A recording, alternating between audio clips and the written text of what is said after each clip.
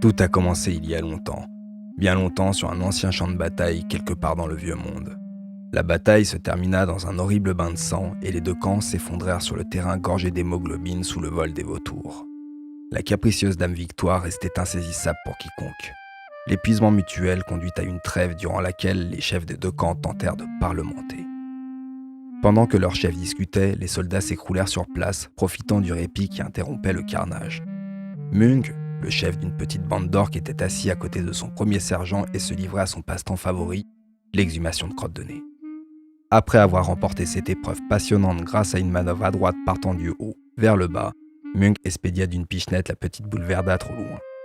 L'orque se dressa, se demandant quand ses veines palabres prendraient fin afin de pouvoir retourner, se marrer et massacrer consciencieusement. Il observa le champ de bataille, souriant béatement à la vue d'une pile de cadavres nains. Ils avaient été tués dans une petite dépression en forme de bol. À l'extrémité sud de ce lieu se tenait un étrange dôme d'argent, sans doute une autre de ses anciennes constructions.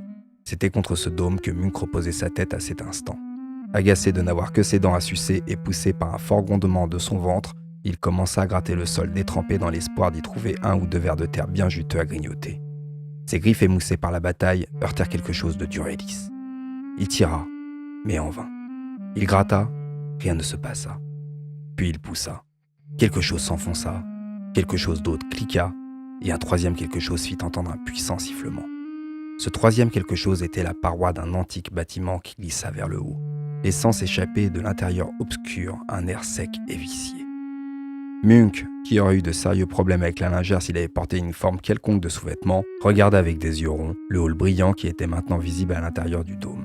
D'étranges armures en décoraient les murs, de bizarres mosaïques en recouvraient le sol et en son milieu, posé sur un immense piédestal, se tenait un énorme livre. Les chefs des armées, à l'annonce de l'étrange découverte de l'orque, ajournèrent leurs négociations pour ce nouveau mystère. Comme aucun des deux généraux ne savait lire, ils furent incapables de déterminer autre chose que le fait que le bâtiment était un temple antique. Des messagers furent envoyés d'urgence à la recherche d'érudites capables de déchiffrer les secrets que recelait ce dôme. Finalement, un nain à moitié aveugle fut amené et présenté comme étant expert dans toutes les langues du monde, vivantes ou mortes. Le livre posé sous son nez constellé de verrues, le nain s'assit par terre, les jambes croisées et se plongea dans la lecture du mystérieux grimoire. 3 jours passèrent, durant lesquels le nain bougea à peine de son emplacement. Enfin, il s'apprêta à faire son rapport. Un podium fut dressé à la hâte devant le temple d'argent et l'individu rabougri y fut hissé pour annoncer ses découvertes à la foule assemblée devant lui. Ce livre semble être le texte religieux d'un groupe de guerriers qui venait d'une terre appelée Amorique. Il est dédié au dieu perdu Néphel. Les grands prêtres des diverses sectes de cette divinité, connus sous le nom de Coach, menaient leur bande de guerriers dans de grandes arènes et tentaient de s'exterminer. Cependant, le but n'était pas la violence pour la violence. Non, en vérité, il y avait une grande signification rituelle. Il y eut un murmure, alors que la foule tentait d'imaginer un concept aussi étranger. Le nain poursuivit. Une vessie de cochon était gonflée et amenée ou lancée d'un bout à l'autre de l'arène, dans le but de...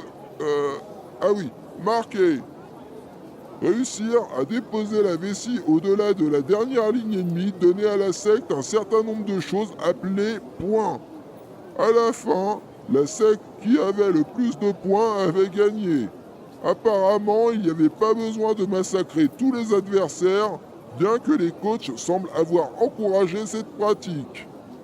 Le livre indique que le chiffre sacré de Néphel était 11, et donc seuls 11 guerriers de chaque camp étaient autorisés dans l'arène en même temps. À cette annonce, il y eut un grand mouvement dans les rangs gobelins quand ceux-ci enlevèrent leurs brodequins dans une tentative désespérée de réaliser ce qu'était le nombre 11. Comme de coutume, cela dégénère en bagarre après qu'un gobe eut découvert quelle bonne blague cela pouvait être que de garder ses bottes ferrées pour mieux marcher sur les pieds nus de ses copains. Ignorant les fréquents hurlements de douleur, le nain poursuivit. Ceci ne veut pas dire qu'une secte ou équipe comme elles étaient appelées ne comptait que 11 membres. Les guerriers pouvaient entrer ou sortir à volonté aussi longtemps que le chiffre sacré n'était pas dépassé.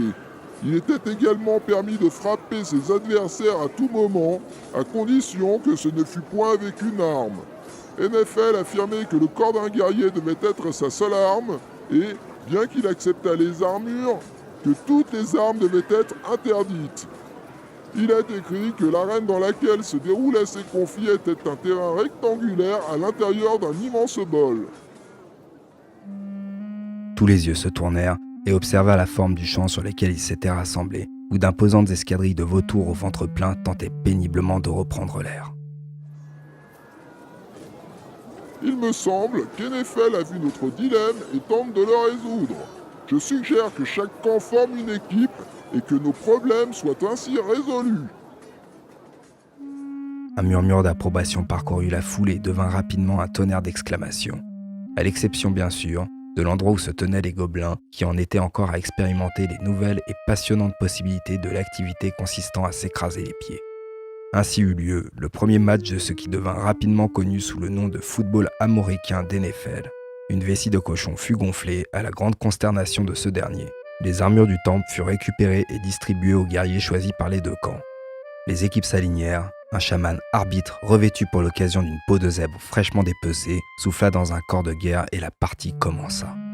Il n'y avait pas à proprement parler de terrain, pas de ligne, très peu de règles et à ce jour personne ne se rappelle qui a gagné. Cependant, il y eut une bonne dose de carnage et tout le monde reconnut qu'on avait bien rigolé. La bataille fut oubliée et les armées se séparèrent pour annoncer cette nouvelle excitante à leurs pays respectifs, où chaque tribu s'empressa d'aligner une équipe. Pendant ce temps, ceux qui étaient restés pour nettoyer découvrirent une étrange surface verte sous la boue sanglante du champ de bataille, une surface présentant des symboles et des lignes étranges. Enfin, le terrain sacré dont le livre parlait fut mis à jour. Le prophète nain, qui avait adopté le nom de commissaire sacré Rose-El d'après le nom d'un prêtre de haut rang mentionné dans le livre, offrit une prière à NFL et entreprit d'organiser la première rencontre entre sectes. Son esprit bouillonnait de plans pour l'avenir, plans qui culminaient dans des rencontres officielles entre les sectes les plus coriaces en des offrandes en l'honneur du grand dieu, le Blood Bowl.